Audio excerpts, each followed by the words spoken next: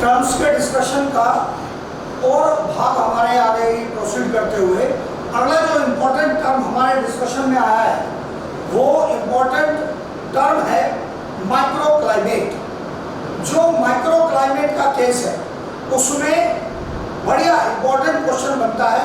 किस प्रकार की कैटेगरी का क्वेश्चन बनता है ये यहाँ पर माइक्रो क्लाइमेट के केस में क्या मीनिंग है माइक्रो क्लाइमेट का। ये एक लॉन्ग टर्म एवरेज है किसी छोटे एरिया की एनवायरमेंटल कंडीशंस का, स्मॉल एरिया की एनवायरमेंटल कंडीशंस का एवरेज है। आप याद करेंगे जब हमने टर्म यूज किया था क्लाइमेट तो क्लाइमेट में भी एवरेज लिया था, लेकिन वहां पर जो एरिया था वो बड़ा था, लेकिन अब जो एरिया है डिस्कशन में वो छोटा है। छोटे एरिया में यदि लंबे समय तक एक एवरेज कंडीशन मेंटेन रहेगी तो वही क्या कहलाएगा, माइक्रो क्लाइमेट। बड़ा महत्व है इस टर्म का, बढ़िया क्वेश्चन बनने लायक टर्म, तुरंत कहा मैंने बढ़िया क्वेश्चन बनता है माइक्रो क्लाइमेट में से। माइक्रो क्लाइमेट छोटे एरिया में लंबे समय तक अगर कोई पर्टिकुलर कंडीशन मेंटेन रहती है तो वही उसका माइक्रो क्लाइमेट कहलाता है। क्यों इतना महत्व है, इसको ऑर्गेनिज्म हैबिटेट के रूप में यूज करते हैं। इसको ऑर्गेनिज्म हैबिटेट के रूप में यूज करते हैं। कैसे यूज करते हैं मैं साबित करूंगा। एग्जांपल से पहचानेंगे कि माइक्रो क्लाइमेट का एग्जांपल जैसे लोअर सरफेस ऑफ लीफ, बहुत बढ़िया एग्जांपल है। पत्तियों का लोअर सरफेस, ऊपर से लाइट पड़ी, ऊपर लाइट की इंटेंसिटी ज्यादा, नीचे लाइट की इंटेंसिटी कम। अगर ऊपर लाइट ज्यादा है तो टेम्परेचर भी ज्यादा, नीचे टेम्परेचर कम।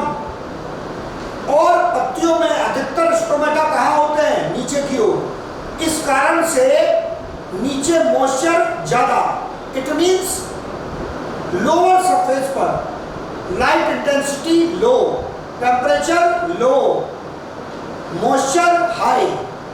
और ये कंडीशन रोज मेंटेन रहेगी क्योंकि पत्ती का सरफेस अगर ऐसे है, ये डोर्सल या वेंट्रल साइड, ये अपर या लोअर साइड, तो ये तो रोज ऐसे ही रहेगा। अब ऐसी परिस्थिति में पत्ती का लोअर सरफेस एक ऐसा छोटा सा हिस्सा बन गया जो अपर सरफेस से रोज डिफरेंट रहेगा। ये छोटा हिस्सा कहलाएगा माइक्रो क्लाइमेट। इसको हैबिटेट के रूप में कौन यूज कर रहे हैं, इंसेक्ट यूज कर रहे हैं। ये इंसेक्ट छिपे हुए पाए जाते हैं पत्ती के लोअर सरफेस पर। क्यों लोअर सरफेस पर छिपे हुए पाए जाते हैं, क्योंकि इनके लिए सूटेबल कंडीशन तैयार हुई है।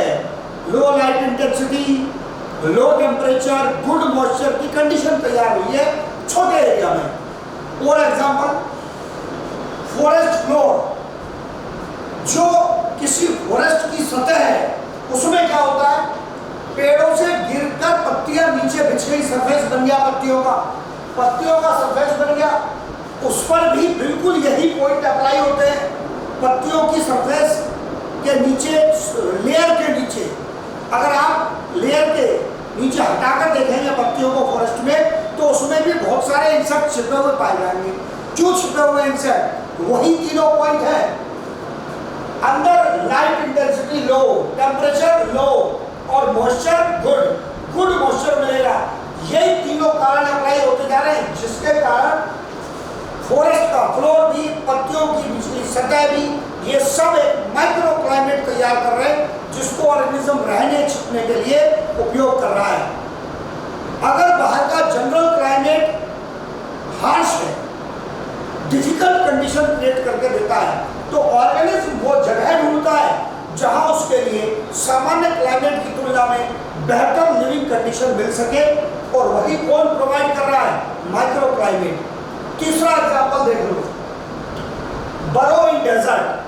कई सारे ऑर्गेनिज्म डेजर्ट में, रेगिस्तान में बिल बनाकर रहते हैं। तो जो बिल बनाकर रह रहे हैं, बाहर रेगिस्तान में बहुत ज्यादा धूप होगी, बिल के अंदर उतनी धूप नहीं है। बाहर गर्मी हो जाता है इस धूप के कारण, अंदर टेम्परेचर उतना नहीं है। और बाहर तो बिल्कुल ही ड्राई एनवायरनमेंट है, सूखी तेज हवाएं चल रही है। अंदर बिल के अंदर जो मॉइस्चर है वो इससे बेटर होगा। तो ये तीनों सॉलिड एग्जांपल हैं जो ये बताते हैं कि इस बाहर के सामान्य क्लाइमेट की तुलना में माइक्रो क्लाइमेट में मतलब एक छोटे एरिया में अगर सूटेबल एनवायरनमेंट मिलता है तो वही माइक्रो क्लाइमेट कहलाता है। हाँ, ये लंबे समय तक मेंटेन होना चाहिए और तब ये माइक्रो क्लाइमेट कहलाएगा। ऑर्गेनिज्म ऐसे माइक्रो क्लाइमेट को ढूंढते रहते हैं ताकि उसको रहने के लिए उपयोग कर सके। और अगर आप और समझ लगाएंगे तो आपको पता चलेगा कि ये माइक्रो क्लाइमेट अगर बना बनाया नहीं मिला तो ऑर्गेनिज्म अगर इंटेलिजेंट है तो उसको बना भी सकता है। आप अप्लाई करो ह्यूमन बींग्स पर। अगर हम घर मकान बनाते तो हम क्या कर रहे हैं? माइक्रो क्लाइमेट ही तो तैयार कर रहे हैं। बाहर की धूप से बचने के लिए, बाहर के टेम्परेचर से बचने के लिए, बाहर की बरसात से बचने के लिए हमने क्या किया?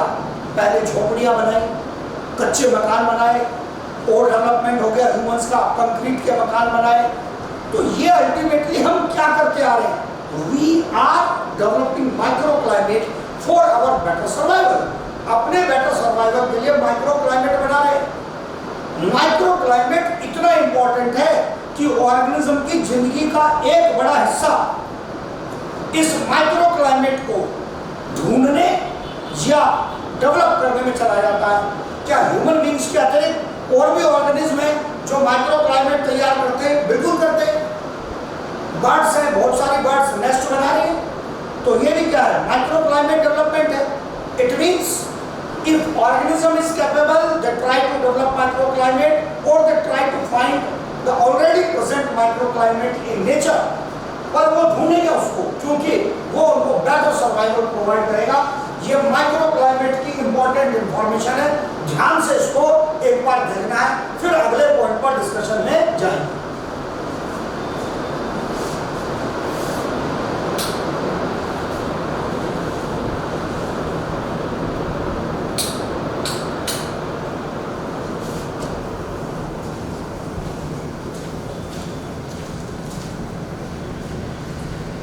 अब हमने यहीं से अगला टर्म कनेक्ट किया।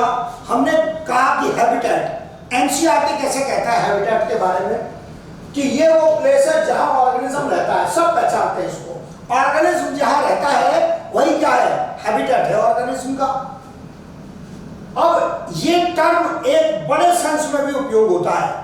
किसी एरिया की सामान्य परिस्थिति, बड़े क्षेत्र की सामान्य परिस्थितियों को भी हैबिटेट के संदर्भ में कहते हैं। जैसे आपने कहा एक्वाटिक हैबिटेट, तो क्या तालाब में एक ही ऑर्गेनिज्म रह रहा है? ना, लेकिन उसकी सामान्य परिस्थिति क्या है? बहुत सारा पानी भरा हुआ है, इसके आधार पर उसको क्या कह दिया? Aquatic habitat. ऐसे ही अगर स्थलीय में, टेरेस्ट्रियल में बात करें तो एक मेन एग्जांपल फॉरेस्ट का, और एग्जांपल हो सकते हैं जैसे ग्रासलैंड का। तो क्या फॉरेस्ट एक हैबिटेट है? यस। लेकिन क्या एक ऑर्गेनिज्म रह रहा है उसमें? ना, बहुत सारे रह रहे हैं। तो हैबिटेट शब्द दोनों संदर्भ में उपयोग होता है। एक ऑर्गेनिज्म के रहने का स्थान भी क्या कहला सकता है? हैबिटेट। किसी क्षेत्र की सामान्य परिस्थितियों के आधार पर हैबिटेट के उस क्षेत्र के टाइप को डिस्क्राइब करने के लिए भी हैबिटेट शब्द का उपयोग होता है, जैसे aquatic habitat and forest habitat. अब यहां पर एनसीईआरटी कहता है कि habitat affected by biotic and abiotic factors. जो हैबिटेट है उस पर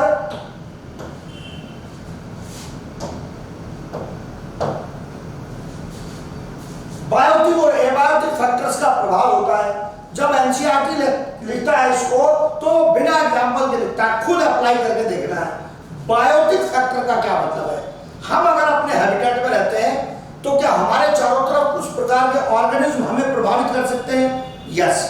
घर के अंदर है हम, जैसे मॉस्किटो आ रहे, कितना भी कंट्रोल करने की कोशिश करें हम, लेकिन तब भी मॉस्किटो घर में आ सकते हैं ना। वो एक बायोटिक फैक्टर है। आप देखते हैं टीवी में ऐड आते हैं मॉस्किटो को भगाने के लिए, कछुआ जलाओ, मच्छर भगाओ, ये वो दुनिया भर की कहानी। कोई गुड नाइट चला रहा है, एक वो टीवी में और भी ऐड आता है कि वो गुड नाइट वगैरह कुछ जलाई और वो चालाक मच्छर ऐसे ऐसे करके चुपचाप घर में घुस रहा है। ये क्या है? बायोटिक फैक्टर है। तो ये जो बायोटिक फैक्टर है, ये बायोटिक फैक्टर इसी कैटेगरी में हमने कहा, जैसे एग्जांपल में मॉस्किटो बायोटिक फैक्टर है। कितनी भी सफाई हम रख ले तो क्या फिर भी कोई बैक्टीरिया फंगस एंटर कर सकते हैं? यस, वो भी बायोटिक फैक्टर है।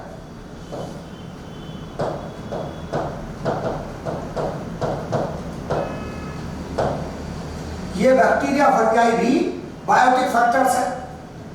एबायोटिक फैक्टर कौन है? जैसे टेम्परेचर है, लाइट है। क्या हम इनको भी कंट्रोल करने की कोशिश करते हैं? पक्का।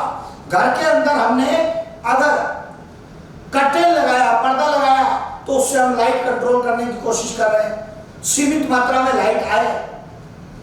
और अगर टेम्परेचर है तो उसको भी मॉनिटर करते हैं, कूलर चलाओ, एसी चलाओ, सर्दी है तो हीटर चलाओ। ये भी क्या है? मेंटेनेंस है।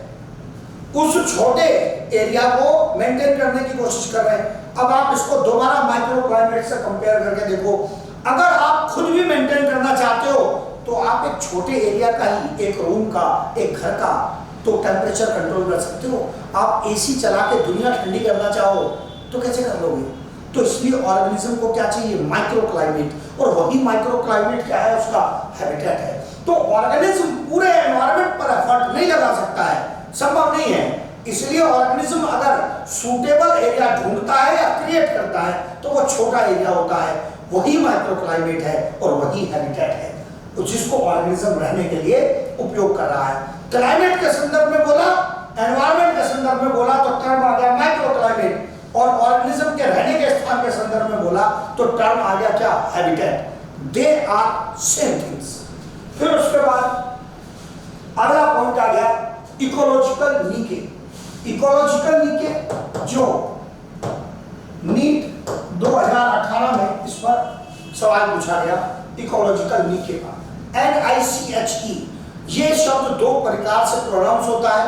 एक तो बोलते हैं इसको निश, या फिर दूसरा प्रोनाउंसिएशन है नीके। जो लिखा है वो नहीं है, नीचे नहीं है। इकोलॉजिकल निश या इकोलॉजिकल नीके, मैं यूज करूंगा niche. So I pronounce it as ecological niche. बहुत इंपॉर्टेंट टर्म है, बहुत ही बढ़िया टर्म। मतलब इतनी ताकत रखता है कि इकोलॉजी के अधिकतर हिस्से को अपने चारों तरफ घुमा सकता है। ये टर्म इतना पावरफुल टर्म है। क्या कहता है इकोलॉजिकल नीके की डेफिनेशन क्या कहती है? किसी ऑर्गेनिज्म का या स्पीशीज का अपने एनवायरनमेंट में जो फंक्शनल रोल है वो इकोलॉजिकल नीके कहलाता है। खूब ध्यान से पहचानना है। एक ऑर्गेनिज्म या एक स्पीशीज का अपने एनवायरनमेंट में जो फंक्शनल रोल है वो इकोलॉजिकल नीके कहलाता है। इसी लाइन पर सवाल आया था। एक एक पॉइंट को बिल्कुल अच्छे से पहचानेंगे, पूरा सॉल्व करेंगे। जैसे ही कहा जाता है फंक्शनल रोल, बहुत इंपॉर्टेंट था, रट्टा नहीं लगाना है, केवल समझना है इसको पूरे अच्छे तरीके से। जैसे ही मैंने कहा फंक्शनल रोल, तो अपने आप से सवाल पूछ के देखो कि जंगल में जो ऑर्गेनिज्म रहता है उसका मुख्य फंक्शन क्या है? क्या वो ऑर्गेनिज्म जंगल में क्लास अटेंड करने जाता है, ऑनलाइन क्लास ले रहा है ना, पढ़ा रहा है ना, ऑफिस जा रहा है? इनमें से कोई फंक्शन नहीं उसको। उसका सबसे एक ही प्राइमरी फंक्शन है और वो है भोजन ढूंढना अपने लिए। खाएगा तो जिंदा रहेगा, पहली जिम्मेदारी है जिंदा रहने की। जंगल में रहने वाले ऑर्गेनिज्म की दो ही मेन जिम्मेदारी है, खुद जिंदा रहो और रिप्रोड्यूस करो। ये दो मेन जिम्मेदारी है। मतलब खुद बचे और आगे जनरेशन बचे। ये दो मेन जिम्मेदारी है जंगल में ऑर्गेनिज्म की। पहली जिम्मेदारी सेल्फ का सर्वाइवल, उसके लिए क्या चाहिए? भोजन, उसके लिए भोजन चाहिए। इट मींस सबसे प्राइमरी फंक्शन है ऑर्गेनिज्म का फीडिंग। तो जब भी कहीं इकोलॉजी में लिखेगा फंक्शन ऑफ ऑर्गेनिज्म, उसका सबसे मेन जो 99% आंसर जाएगा वो जाएगा। यहां मैंने मेंशन किया कि लिखता है फंक्शनल रोल, तो रिलेटेड है किससे? फीडिंग से। बहुत इंपॉर्टेंट पॉइंट, रिलेटेड है किससे? फीडिंग से। ये बचना नहीं चाहिए नजर से। अगले अगले अगले चैप्टर तक काम आएगा। जब आगे जाकर एनसीईआरटी लिख देगा कि ऑर्गेनिज्म के फंक्शन के आधार पर उसकी पोजीशन डिसाइड होगी फूड चेन में, ट्रॉफिक लेवल में, तब भी काम आएगा। फंक्शन के आधार पर डिसाइड होगी मतलब क्या? फीडिंग के आधार पर ही तो पोजीशन डिसाइड होगी। कि वो प्रोड्यूसर है, वो हर्बीवोर है, वो कार्निवोर है, तो एनसीईआरटी ये नहीं लिखता आगे जाकर भी कि भोजन से डिसाइड होगी, वो तब भी ये लिखता है फंक्शन से डिसाइड होगी। तो फंक्शन का मतलब वहां भी क्या होगा, फीडिंग। तो जैसे ही एनसीईआरटी लिखता है फंक्शन, तुरंत पहुंच जाना है फीडिंग। एकदम आसान कनेक्टिविटी है। F function, F feeding. तो ऑर्गेनिज्म के द्वारा जो फीडिंग की जा रही है वही उसका मेन फंक्शन है। तो ऑर्गेनिज्म अपने क्षेत्र में रहते हुए क्या खाता है, यही उसका इकोलॉजिकल निके है। अब आगे आसान लैंग्वेज। ऑर्गेनिज्म अपने क्षेत्र में, अपने एनवायरमेंट में रहते हुए अपने खाने के लिए किन रिसोर्सेज का उपयोग करता है, किन साधनों का उपयोग करता है, ये उसका इकोलॉजिकल निके है। मतलब अगर एरिया में कोई ऑर्गेनिज्म है, सपोज रैबिट है, वो घास खा रहा है, तो रैबिट का इकोलॉजिकल निके है ईटिंग ग्रास।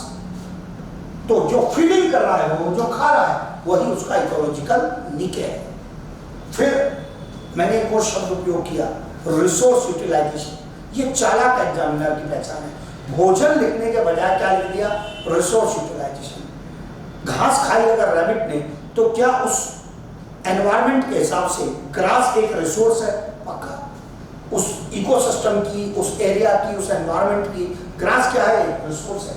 तो रिसोर्स यूटिलाइजेशन लिखेगा तो ये भी ऑर्गेनिज्म का फंक्शन है, क्योंकि ऑर्गेनिज्म जहां रहेगा अपने सर्वाइवल के लिए किसी ना किसी प्रकार के साधन का उपयोग तो करेगा। प्लांट भी अगर फोटोसिंथेसिस कर रहे हैं तो मिनरल तो सॉइल से ले रहे हैं ना, it is a type of resource of environment. तो ये रिसोर्स यूटिलाइजेशन है। तो जो निके है वो रिसोर्स यूटिलाइजेशन से एक्सप्लेन होता है, फीडिंग से एक्सप्लेन होता है। अब यहां मैंने रिसोर्स यूटिलाइजेशन में फूड के साथ साथ एक पॉइंट लिखा, लिविंग स्पेस। ज्यादातर सवाल तो आपके फूड से ही बन जाएंगे। बहुत इंटेलिजेंट क्वेश्चन अगर होगा, कोई बहुत शार्प एग्जामिनर सवाल बनाएगा, तब इसका उपयोग करेगा। कभी कभी ऑर्गेनिज्म में रहने के उचित स्थान के लिए भी आपको झगड़ा देखने के लिए मिलेगा।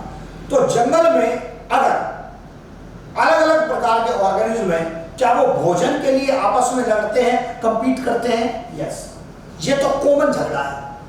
क्या रहने के स्थान के लिए भी झगड़ा हो सकता है? हाँ, बिल्कुल संभव है। अगर रहने का कोई उचित स्थान है तो उसके लिए भी झगड़ा हो सकता है, जो बेटर सर्वाइवल प्रोवाइड कर सकता है रहने का उचित स्थान। कहीं कोई छिपने की जगह है, या आप जैसे मैंने अभी पीछे एग्जांपल लिया बरों का, अगर क्या बरों के लिए भी, बरों में रहने वाले ऑर्गेनिज्म आपस में कंपीट कर सकते हैं? यस। तो उनमें जो कंपटीशन हो सकता है वो या तो भोजन का है या लिविंग स्पेस का है। पहले मैंने कहा ज्यादातर क्वेश्चन भोजन से सॉल्व हो जाते हैं, लिविंग स्पेस कम केस में ही एग्जामिनर टच करता है। पर हम सेफ होकर चलेंगे, पूरी स्टोरी जानेंगे कि दो चीजों का मेन झगड़ा है, खाना, रहना, और इन रिसोर्सेज का उपयोग ही क्या कहलाता है, इकोलॉजिकल निके कहलाता है। अब पीछे हटकर कौन सा पॉइंट एक्सप्लेन करूंगा, डेफिनेशन देखना अगर ध्यान से शार्पली समझोगे तो। कहा है एक ऑर्गेनिज्म, एन ऑर्गेनिज्म, या कहा है स्पीशीज।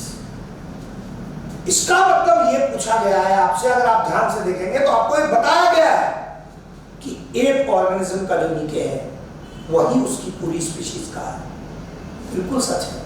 अगर एक रैबिट घास खाता है तो बाकी रैबिट भी तो घास ही खाते हैं ना, उनका भोजन का व्यवहार बदल थोड़ी जाएगा। मतलब ऐसे थोड़ी है एंगल में कि एक रैबिट घास खाता है, बाकी रैबिट पिज्जा खाते हैं।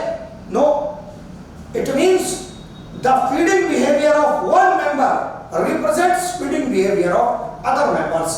तो जो बात एक ऑर्गेनिज्म के लिए सच है वही स्पीशीज के लिए सच है। इस कारण से इकोलॉजिकल निके एक मेंबर के हिसाब से लिखा जाए या स्पीशीज के, सेम मीनिंग ही आएगा। हाँ, ह्यूमन बीइंग्स के बारे में थोड़ा समझ के चलना है, इनका भरोसा नहीं है, क्योंकि कुछ मेंबर वेजिटेरियन है, कुछ मेंबर ह्यूमंस में नॉन वेजिटेरियन है। जंगल के जानवर में ऐसा नहीं होता that some rabbits are herbivores and other rabbits are carnivores. No, ऐसे नहीं होता है। बट ह्यूमन पर सीधे सीधे अप्लाई नहीं करना है, ये बहुत एडवांस ऑर्गेनिज्म है। जंगल का कानून इस पर सीधे लगाया तो इकोलॉजी डिस्टर्ब हो सकती है। बहुत सारे ऐसे पॉइंट आएंगे इकोलॉजी के जो सीधे सीधे ह्यूमन पर अप्लाई करने से बचना है। या उसके लिए बहुत बड़ी समझ की जरूरत पड़ेगी जो अभी नहीं लग पाएगा आपसे।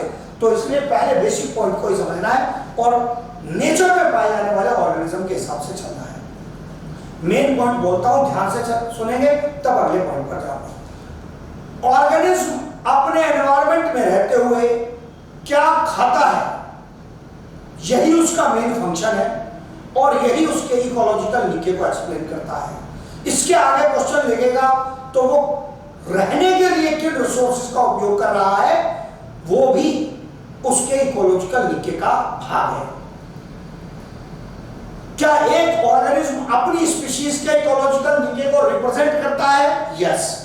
फंक्शन से क्या अर्थ है? फंक्शन का मेन मीनिंग है फीडिंग। ऑर्गेनिज्म क्या एक्टिविटी कर रहा है अपने एनवायरमेंट में? फीडिंग की एक्टिविटी कर रहा है। फिर उसके बाद अगला पॉइंट आता है डिस्कशन में यहां पर हमारा इकोलॉजिकल नीचे को ऑर्गेनिज्म का प्रोफेशनल एड्रेस भी कहते हैं।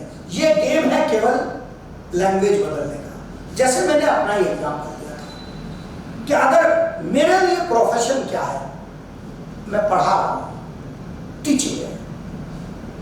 जंगल में जो टाइगर है उसका प्रोफेशन क्या है? प्रेडेशन। यही काम करता है वो। इट मींस फीडिंग ही हुआ ना। तो अगर कोई कहता है प्रोफेशनल एड्रेस, घबराना नहीं है, केवल शब्द घुमाए जा रहे हैं। टाइगर पढ़ाने थोड़ी जा रहा है कि वो वहां जाके जंगल में जानवरों की क्लास ले रहा है, आओ तुमको कुछ ज्ञान देते हैं ना। इसका मतलब रैबिट के लिए भी प्रोफेशन क्या है? जाओ घास खाओ, बिल से बाहर निकलो, घास खाओ। टाइगर के लिए भी प्रोफेशन क्या है? कोई प्रोफेशन है, जब भूख लगे शिकार करो, खाना खाओ। So if somebody says professional address, it means professional activity of that organism, and professional activity is nothing but feeding। ये भी क्या है? फीडिंग ही है। तो आप इधर से घूम के आ जाए, केवल शब्दों का गेम है। तो फीडिंग कहे, फंक्शनल रोल कहे, प्रोफेशनल एड्रेस कहे, they mean the same thing। फिर पॉइंट आया जो आगे तक काम आएगा हमारे। Ecological decay of two different species can not be same. मतलब एक एनवायरमेंट में रहते हुए दो अलग अलग स्पीशीज का नीके एग्जैक्टली सेम नहीं हो सकता। और अगर ऐसा हो गया, चूंकि नेचर है, यहां कोई पत्थर की लकीर तो किसी नहीं है कि क्या कभी कभी ऐसा संभव है। अगर ऐसा हो गया तो इसका परिणाम क्या होगा कि इसको लंबे समय तक मेंटेन करना संभव नहीं है, पॉसिबल नहीं है। क्यों नहीं है? क्योंकि अगर ये सेम होता है तो सेम होने से बहुत हाई डिग्री का कंपटीशन हो जाता है।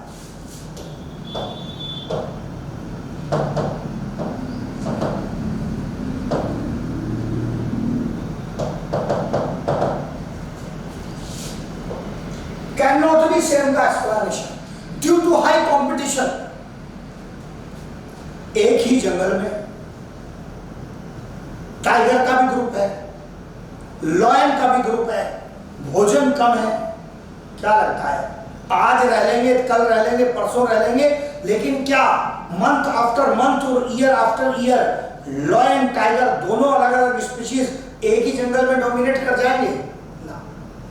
गिर फॉरेस्ट में, गुजरात के गिर फॉरेस्ट में लॉयंस डोमिनेटिंग है, टाइगर नहीं पाए जाते वहां पर, क्योंकि टॉप कार्निवोर जिसको भोजन चाहिए डोमिनेट कर रहा है एरिया में, तो फिर वो अपने बराबर दूसरे टॉप कार्निवोर को डेवलप नहीं होने देगा। जिन फॉरेस्ट में अगर टाइगर्स पाए जाते हैं तो फिर वहां लंबे समय तक लॉयन का सर्वाइवल नहीं है। पिछले साल न्यूज आई कि गिर के फॉरेस्ट में कहीं दूसरी जगह से कोई टाइगर आ गया, अल्टीमेटली वो मर गया। बाद में जांच हुई, उसके पोस्टमार्टम वगैरह हुए तो पता चला कैसे मर गया, वो भूख से मर गया। मतलब लॉयंस ने उसको कंपटीशन में खाने नहीं खाने दिया, दौड़ाते रहे उसको इधर उधर। इट मींस यदि बाय चांस ऐसा हो भी गया, बिल्कुल फैक्चुअल न्यूज लास्ट ईयर की, तो लंबे समय तक उसका मेंटेन होना, उसका बने रहना संभव नहीं है। उनमें से उस समय जो कमजोर पड़ जाएगा उसको या तो एरिया छोड़ना पड़ेगा या दुनिया छोड़नी पड़ेगी। ऐसा भाईचारा नहीं है जंगल में कि चलो दोनों आराम से रह लेते हैं। आराम से रहने की स्थिति तभी आती है जब कहीं टक्कर बराबर की हो। टाइगर अकेला फंस गया था, गिर के फॉरेस्ट में मारा गया, वो अल्टीमेटली लड़ाई में मारा जाएगा या भूख से मारा जाएगा, लेकिन निके की ओवरलैपिंग मतलब निके की सिमिलरिटी मेंटेन रहना संभव नहीं है। आगे भी बहुत जरूरत पड़ेगी इसकी, ये दोबारा भी आएगा। तो इकोलॉजिकल निके सेम होने का अर्थ पहचानना है पहले तो। इकोलॉजिकल निके सेम होने का अर्थ है फीडिंग सेम हो जाना, भोजन एक्जैक्टली सेम हो जाना। अगर भोजन एक्जैक्टली सेम हो जाएगा तो उसका परिणाम क्या होगा, बहुत हाई लेवल का कंपटीशन हो जाएगा और इसको लगातार मेंटेन करना संभव नहीं है। और उनमें से किसी एक को या तो एरिया छोड़ना पड़ेगा या दुनिया छोड़नी पड़ेगी, लंबे समय तक इसका मेंटेन होना संभव नहीं है। मतलब सिमिलरिटी ऑफ निके का मेंटेन होना संभव नहीं है। निके से रिलेटेड और क्या पॉइंट आया, बहुत बढ़िया था, जनरलाइज्ड निके। जनरलाइज्ड निके का मतलब है कि कोई ऑर्गेनिज्म किसी एरिया में रहता है और उसकी फूड हैबिट जनरलाइज्ड है। क्योंकि जब भी निके बोलूंगा फूड पर आ रहा हूं मैं, फीडिंग हैबिट जनरलाइज्ड है, जो मिला वो खा लिया। One species feeding over multiple types of food resources, multiple type of food resources मतलब कुछ स्पेसिफिक नहीं है जी, वैरायटी ऑफ फूड खा लिया एक स्पीशीज। जैसे bird species one eating grains, अनाज के दाने घास वगैरह में से, इंसेक्ट्स, फ्रूट्स, जो मिला वो खा लिया। भाई इतनी आजादी कब मिलेगी, जब कोई रोकने वाला ही नहीं है। मतलब एक स्पीशीज के जो मन में आया खा लिया, ये कब पॉसिबल है, ये तब पॉसिबल है जब एरिया में डाइवर्सिटी बहुत लो हो।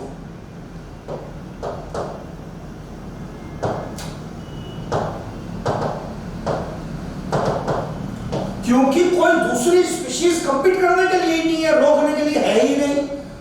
तो जनरलाइज्ड निके कब देखा जाएगा, जब क्षेत्र में डाइवर्सिटी कम होगी, लो डाइवर्सिटी होगी, तब जनरलाइज्ड निके मिलेगा।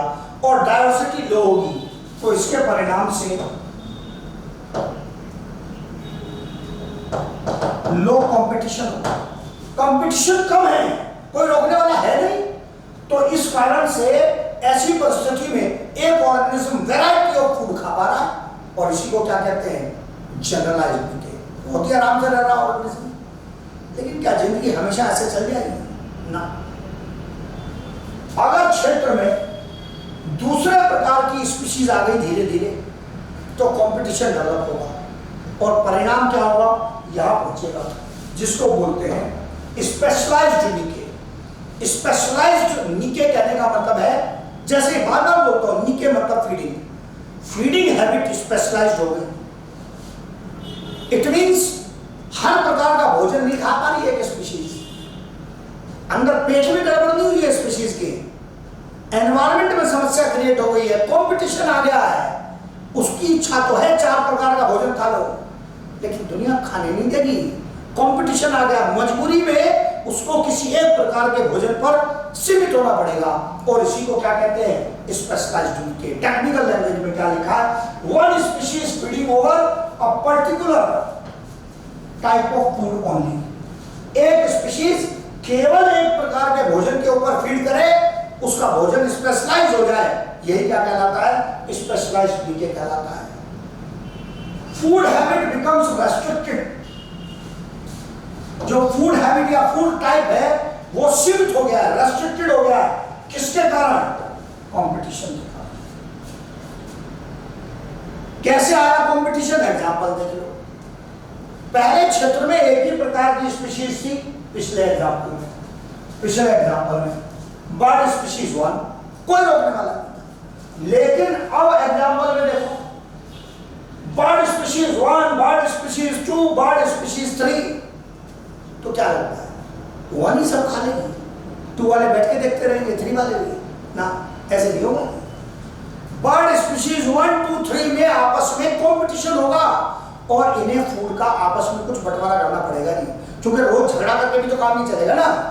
अब ऐसी परिस्थिति में बर्ड स्पीशीज 1 ने क्या खाया, जो उसको बेटर सूट किया, ग्रेन्स खा लिए। बर्ड स्पीशीज 2 के हिसाब से बेटर सूट किया जो फूड, वो इंसेक्ट के ऊपर डिपेंडेंट हो गई। बर्ड स्पीशीज 3 फ्रूट्स के ऊपर डिपेंडेंट हो गई। इससे क्या हुआ, इनके बीच में कंपटीशन को इन्होंने क्योंकि भोजन अलग कर दिया तो समाप्त कर दिया, तो आराम से रह पाएंगे ना। इसका मतलब यदि कंपटीशन हाई होगा तो ऑर्गेनिज्म को मजबूरी में अपने भोजन के प्रकार को सीमित करना पड़ेगा। और ये मजबूरी किसने क्रिएट की? ये मजबूरी किसने क्रिएट की? High diversity. तो हाई डाइवर्सिटी के फायदे भी हैं, ऐसा नहीं कि केवल नुकसान है, वो दिखेंगे आपको आगे तक। गलत मीनिंग नहीं निकालना है। हाई डाइवर्सिटी के बेनिफिट्स भी हैं, उससे सिस्टम की स्टेबिलिटी होती है। पर एक इंडिविजुअल को तो कुछ नुकसान हो गया ना, पर दुनिया एक स्पीशीज के बेनिफिट के लिए थोड़ी बनी है। ये नेचर किसी एक स्पीशीज के बेनिफिट के लिए नहीं बना है। नेचर सिस्टम को, इकोसिस्टम को चलाने के लिए बना है। तो उनके बीच में खाना सीमित कर दिया नेचर ने, और यही कंडीशन क्या कहलाती है? स्पेशलाइज्ड यूनिके कहलाती है। तो आप आराम से आंसर कर पाएंगे। लो डाइवर्सिटी में रोकने वाला नहीं है कोई, निके कैसा मिलेगा? जनरलाइज्ड। हाई डाइवर्सिटी में दूसरे स्पीशीज आगे भोजन का बंटवारा करने के लिए, इसलिए निके कैसा हो गया? स्पेशलाइज्ड। इसकी जरूरत पड़ेगी बहुत बढ़िया क्वेश्चन में। फिर उसके बाद एक और टर्म आया यहाँ पर हमारे डिस्कशन में, एकदम आसान टर्म है, बायोटिक पोटेंशियल। बायोटिक पोटेंशियल का अर्थ क्या है?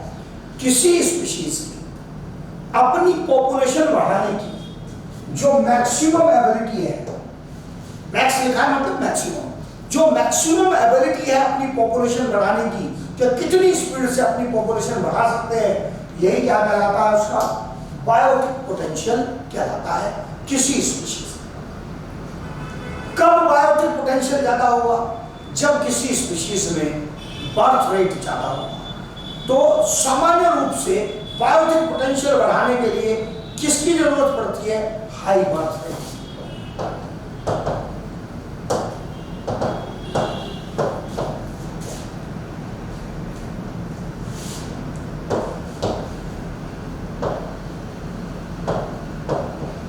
ये मोस्ट सुटेबल कंडीशन है, तब मैक्सिमम बायोटिक पोटेंशियल आएगा। अब डेथ रेट तो बाहर के बहुत फैक्टर पर डिपेंड करता है, पर कितने रेट से रिप्रोड्यूस होकर बच्चे पैदा किए जा सकते हैं, उसमें ज्यादा जो इंपॉर्टेंट रोल है वो बर्थ रेट का। मतलब ऐसे भी क्वेश्चन से आपका वास्ता पड़ सकता है जो हो सकता है डेथ रेट की बात ही ना करें, सीधा केवल ये लिख दे कि जिसमें बर्थ रेट हाई है वो हाई बायोटिक पोटेंशियल है। अगर डेथ रेट वाला ऑप्शन ही नहीं है, कहीं कॉम्बिनेशन का ऑप्शन ही नहीं है, तो अकेले बर्थ रेट वाले को भी आंसर मानना पड़ेगा। क्यों ऐसा कह रहा हूं? क्योंकि मैंने ऐसा देखा है कि एग्जाम में ऐसे भी क्वेश्चन आए हैं। हाँ, दोनों का कॉम्बिनेशन आया है जो मैंने लिखा है बोर्ड पर, हाई बर्थ रेट लो डेथ रेट, तो ये तो बेस्ट आंसर है। अगर दोनों का कॉम्बिनेशन आए ही नहीं, high birth rate high death rate, low birth rate लो डेथ रेट, अकेले अकेले ऑप्शन है, तो फिर बेस्ट आंसर जाएगा क्या? High birth rate best answer जाएगा। क्योंकि बर्थ रेट मेन फैक्टर है, कितने रेट से प्रोडक्शन होकर बच्चे पैदा हो रहे हैं उसको मेन फैक्टर माना जाएगा, जो पॉपुलेशन की ग्रोथ को डिफाइन करने में रोल रखेगा। तो उसमें जो प्रकार का क्वेश्चन आया वो भी मैंने यहाँ पर एक्सप्लेन किया है। इकोलॉजिकल नीति पर बहुत अच्छे से ध्यान देंगे, उसको अच्छे से देखना है, रिवाइज करना है, उसके जो क्वेश्चन है वो अच्छी क्वालिटी के हैं। माइक्रो क्लाइमेट पर भी क्वेश्चन आएगा तो वो बहुत बढ़िया क्वालिटी का क्वेश्चन होगा, उसको भी ध्यान से देखना है। और ये सारा हमारा डिस्कशन हो गया टर्मिनोलॉजी का, जिससे हमारी जो टर्म्स का सेक्शन है वो पूरा हो गया।